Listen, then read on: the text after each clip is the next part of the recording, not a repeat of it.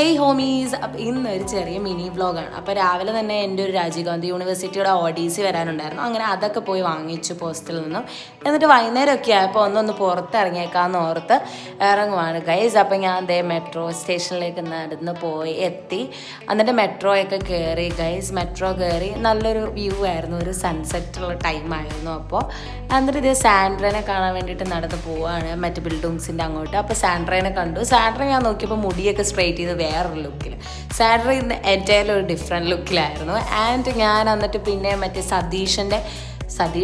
സുരേഷിൻ്റെ തട്ടുകട എന്ന് പറഞ്ഞാൽ അവിടെ ഒരു കടയുണ്ടായിരുന്നു, ഞങ്ങൾ അവിടെയാണ് പോയത്.